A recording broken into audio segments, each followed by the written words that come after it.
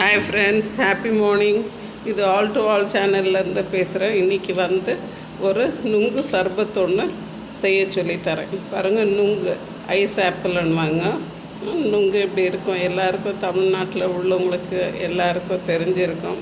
வேறு ஸ்டேட்டில் உள்ளவங்களுக்கு தான் இது அவ்வளோவா கிடைக்காது. இதை வச்சு நம்ம சிம்பிளான சூப்பரான ஒரு ட்ரிங்க்கு ஒன்று இந்த வெயிலுக்கு செய்ய சொல்லித்தரேன். இது திருநெல்வேலி மாவட்டம் வள்ளியூர் சைடில் இது ரொம்ப ஃபேமஸான நுங்கு சர்பத்து.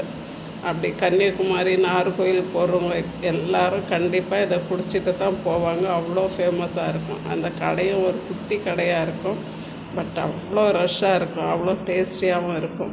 அதை நம்ம இப்போ வீட்டில் எப்படி செய்கிறதுன்னு பார்க்கலாம். பாருங்கள் ஃப்ரெண்ட்ஸ், இதில் நான் இப்போ நுங்கு போட்டுக்கிறேன். ஓகேவா? இந்த கப்பில் நுங்கு நம்மளுக்கு எவ்வளோ வேணும் அவ்வளோ நுங்கு போட்டுக்கலாம். நுங்கு போட்டுட்டு பின்ன ஒரு ஸ்பூன் சப்ஜா விதை போட்டுக்கலாம்.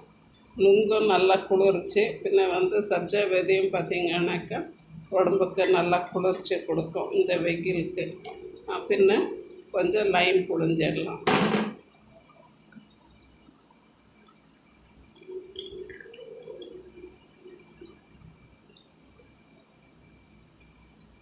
பின்ன இதில் கொஞ்சம் நன்னாரி சர்பத்து கொஞ்சம் ஊற்றிடலாம்.